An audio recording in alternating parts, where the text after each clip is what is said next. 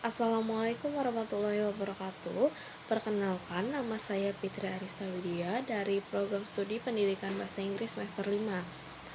Video ini saya buat untuk memenuhi tugas mata kuliah Teaching English as a Foreign Language, ujian tengah semester dengan dosen pengampu Miss Alpia Julpa.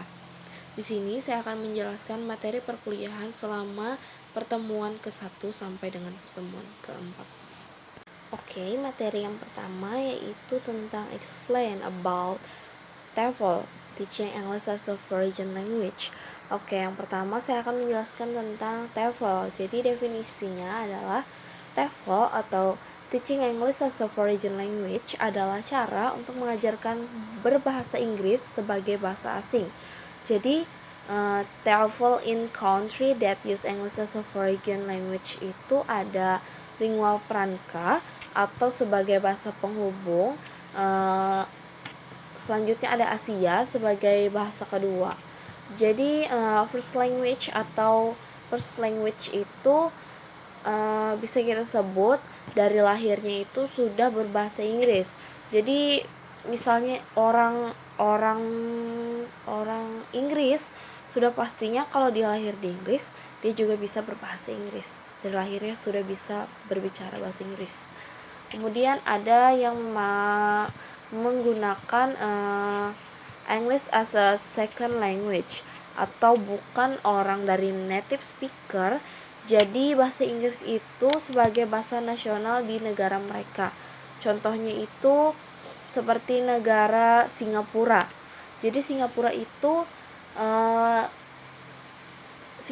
tidak memiliki bahasa, tetapi Singapura itu menjadikan bahasa Inggris sebagai bahasa nasional mereka karena di dalam negeri Singapura itu terdapat berbagai macam mayoritas orang dari berbagai belahan dunia yang tinggal di Singapura dan menggunakan bahasa nasionalnya itu menggunakan bahasa Inggris sebagai bahasa nasionalnya.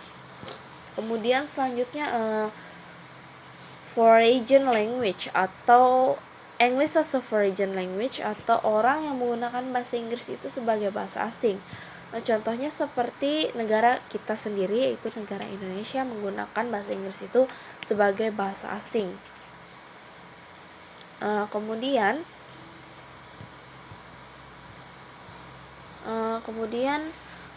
other country as a second language itu tadi sudah dijelaskan. Second language itu bukan orang dari native speaker, jadi bahasa Inggris itu sebagai bahasa nasional di negaranya. Jadi contohnya tadi itu negara Singapura.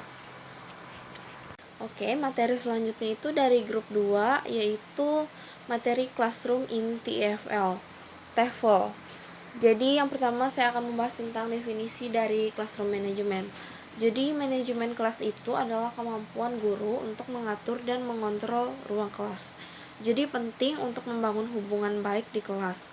Dengan membangun hubungan tersebut, siswa lebih cenderung merasa seperti mereka dapat mempercayai gurunya. Jadi kepercayaan tersebut itu akan menciptakan rasa hormat di kelasnya. Kemudian selanjutnya saya akan membahas tentang jenis dari classroom management. Jadi yang pertama itu ada authoritarian classroom management style. Jadi gaya mengajar otoriter itu mengacu pada seorang guru yang memiliki kendali penuh atas kelas mereka itu. Jadi guru otoriter itu menciptakan lingkungan belajar yang sangat terstruktur dengan penekanan yang kuat pada aturan. Jadi guru dengan gaya mengajar otoriter itu tidak mendorong kolaborasi ataupun diskusi aktif. Jadi seringkali mengakibatkan budaya di kelas yang buruk itu dan lingkungan belajar yang tidak menarik. Kemudian ada authoritative classroom management style. Jadi guru tipe tersebut itu mengharapkan siswa untuk berpartisipasi dan berkolaborasi sambil menghormati aturannya. Kemudian ada permissive classroom management style. Jadi guru permisif adalah kebalikan dari guru yang berwibawa. Jadi guru tersebut memiliki tingkat keterlibatan dan kontrol siswa yang rendah atas kelas mereka itu. Kemudian ada indulgent classroom management style. Jadi mirip dengan guru permisif, mereka yang memiliki pendekatan manajemen kelas yang memanjakan, memiliki tingkat kontrol yang rendah atas kelas. atas kelasnya itu.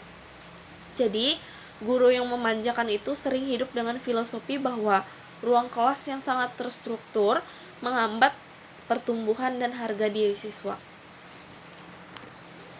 Kemudian, how to analyze the classroom TOEFL. Jadi, melakukan analisis kebutuhan itu adalah cara yang bagus untuk mengetahui lebih banyak tentang kebutuhan siswa.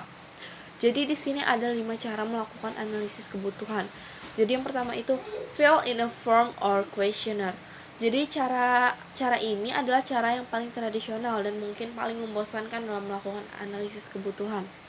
Yang kedua ada caranya dengan interview. Jadi kita dapat membuatnya lebih menarik dengan meminta siswa kita untuk mewawancarai satu sama lain secara berpasangan dan kemudian menandai pewawancara dengan beberapa banyak informasi relevan yang mereka dapatkan. Kemudian ada cara combine with another lesson. Kemudian ada modals, kemudian ada presentation. Kemudian how to teach, bagaimana cara mengajarkannya. Jadi cara mengajarkannya bisa dengan fokus dalam kelas itu di dalam praktek, bisa dengan berpasangan atau berkelompok, bisa dengan berrelevansi, bisa kita fasilitasi. Sebagai contoh sederhananya, misalnya jika seseorang siswa menemukan sebuah kata yang mereka tidak tahu, alih-alih kita itu memberitahu, coba kita minta mereka untuk mencari tahu sendiri apa artinya dengan cara membuka kamus di kelas. Jadi kita taruh kamus itu di kelas, jadi mereka bisa mencari apa yang mereka tidak tahu itu dengan cara membuka kamus tersebut yang kita fasilitasi di kelas. Kemudian materi selanjutnya dari grup 3 adalah Teaching English as a Foreign Language in Indonesia. Jadi bahasa Inggris telah dianggap sebagai bahasa asing pertama di Indonesia. Fungsinya untuk membantu perkembangan negara dan bangsa, dan untuk membangun hubungan dengan negara-negara lain, dan untuk menjalankan kebijakan luar negeri termasuk bahasa yang digunakan untuk komunikasi yang lebih luas di forum internasional. Yang pertama, jadi saya akan menjelaskan tentang definisi Teaching English as a Foreign Language in Indonesia. Jadi, Teaching English as a Foreign Language in Indonesia adalah materi bahasa Inggris yang mengajarkan bahasa Inggris sebagai bahasa asing karena konteksnya bahasa Inggris merupakan bahasa yang bukan bahasa dalam negeri atau bukan bahasa dasar Indonesia. Oleh karena itu, dalam materi Teaching English as a Foreign Language tersebut disebutkan bahasa asing. Kemudian, jenis-jenis Teaching as a Foreign Language in Indonesia atau di Indonesia. Jadi yang pertama jenisnya itu ada EFL atau English Foreign Language. Jadi EFL adalah singkatan dari English as a Foreign Language. Jadi program tersebut membantu pelajar di atas 16 tahun untuk meningkatkan kemampuan berbahasa Inggris mereka. Jadi siapa saja yang telah berumur 16 tahun dan ingin meningkatkan kemampuan berbahasa Inggrisnya. Yang kedua ada jenisnya yaitu ELT atau English Language Teaching. Jadi pengajaran bahasa Inggris atau ELT mengacu pada aktivitas dan industri pengajaran bahasa Inggris kepada non-penutur asli. Kemudian yang ketiga ada ESP atau English for Specific Purpose. Jadi bahasa Inggris untuk tujuan tertentu atau ESP adalah bagian dari bahasa Inggris sebagai bahasa asing. Jadi biasanya mengacu pada pengajaran bahasa Inggris kepada mahasiswa atau orang yang bekerja dengan mengacu pada kosakata dan keterampilan tertentu yang mereka perintahkan. Kemudian yang selanjutnya yang keempat ada EAP atau English for Academic Purpose. Jadi bahasa Inggris itu untuk keperluan akademik atau biasa disebut EAP, umumnya dikenal sebagai bahasa Inggris akademik. Jadi memerlukan pelatihan siswa, biasanya di lingkungan pendidikan tinggi untuk menggunakan bahasa yang sesuai untuk program belajar. Jadi di sini program EAP itu memfokuskan instruksi pada keterampilan yang diperlukan untuk tampil dalam konteks akademik berbahasa Inggris di seluruh bidang studi inti yang umumnya ditemui di lingkungan universitas. Selanjutnya itu classroom that use classroom that use. Jadi dalam belajar bahasa asing itu pendidik harus memilih metode pembelajaran yang tepat untuk peserta didik agar proses belajar bahasa asing tersebut dapat berjalan secara maksimal. Jadi metode yang pertama itu ada Grammar Translation Method atau GTM. Jadi metode tersebut merupakan salah satu metode yang diterapkan dalam pengajaran bahasa asing. Jadi para ahli grammar translation itu menyatakan bahwa ada salah satu GTM itu adalah salah satu metode pengajaran bahasa asing yang paling efektif. Jadi pendidik tersebut mengajarkan tata bahasa dengan ciri utama menitik beratkan pada penerjemahan dan penghafalan bentuk kata kerja. Jadi pada saat mengajar, pendidik biasanya menjelaskan materi dengan menggunakan bahasa daerah. Kemudian ada metode TPR atau Total Physical Response. Jadi metode tersebut sangat mudah dan ringan dari segi penggunaan bahasa dan juga mengandung unsur gerak permainan sehingga menghilangkan stres pada siswanya. Kemudian selanjutnya ada The Silent Way. Jadi metode The Silent Way itu metode pembelajaran yang dimana peserta didik itu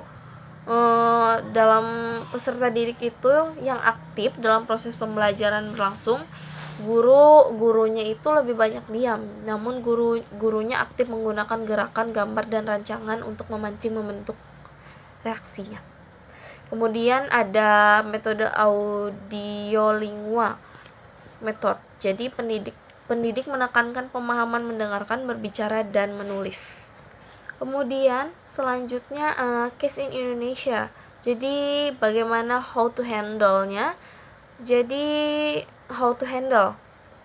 Sebagai contoh saya ambil di sini adalah case Indonesia itu kurangnya motivasi untuk belajar, dan cara mengatasinya adalah pendidik menanamkan motivasi untuk menyebarkan motivasi kepada pendidik. Kemudian selanjutnya adalah materi dari grup 4 yaitu tentang Teaching English as a Foreign Language for Children and Adult. Jadi sebelum saya menjelaskan materi tentang ini, perlu diketahui terlebih dahulu apa yang dimaksud dengan pelajar muda dan pelajar dewasa di ruang lingkup Teaching English as a Foreign Language. Jadi pembelajar dewasa itu adalah siswa yang berusia di atas 18 tahun yang mengikuti kursus bahasa Inggris. Sedangkan pembelajar muda adalah siswa yang usianya di bawah dari 18 tahun. Jadi pada intinya, Teaching English as a Foreign Language for Children and Adult merupakan pengajaran bahasa Inggris sebagai bahasa asing kepada anak-anak dan orang dewasa. Kemudian di dalam Teaching English as a Foreign Language itu ada 7 perbedaannya untuk children dan dewasa, yaitu yang pertama itu otonomi. Jadi otonomi itu adalah kapasitas untuk membuat keputusan tanpa diganggu gugat. Contohnya itu seperti ketika kita diberikan silabus yang sudah dibuat oleh Miss Al sendiri, kemudian Miss Al memberikan kepada masing-masing ketua kelompok untuk membuat keputusan sendiri apakah ingin sendiri di dalam kelompoknya tersebut atau merekrut orang lain sebagai timnya. Kemudian selanjutnya itu ada rentang perhatian. Jadi rentang perhatian ini sesuatu yang penting untuk diingat ketika mengajar bahasa Inggris seperti Teaching English as a Foreign Language. Kemudian yang ketiga ada pengajaran. Kemudian yang keempat ada pentingnya bermain. Jadi anak-anak belajar segala sesuatu tentang lingkungan mereka dan berhubungan dengan dunia dan orang lain itu melalui bermain. Kemudian ada kecemasan, yaitu orang dewasa umumnya lebih gugup di kelas daripada pembelajar muda, karena pembelajar muda biasanya bersemangat dalam melakukan pembelajaran. Kemudian yang keenam ada motivasi.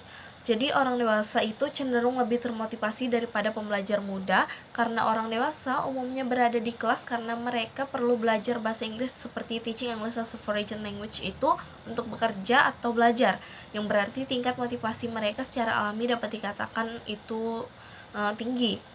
Kemudian yang terakhir ada pengalaman hidup. Jadi perbedaan yang paling menonjol antara mengajarkan orang dewasa dan mengajarkan pembelajar muda itu adalah pengalaman hidupnya. Kemudian itu how to teach it, bagaimana cara mengajarkannya. Jadi yang pertama itu ada cara mengajarkan untuk teaching English as a foreign language to children, untuk anak-anak. Jadi caranya ada yang pertama bisa memilih konten yang cermat, yang kedua menggunakan lagu atau flashcard, yang ketiga kita bisa mengajarkannya dengan mempraktekannya. Kemudian selanjutnya gerakan dan aktivitas adalah kuncinya. Kemudian yang kelima yaitu bekerja secara kreatif.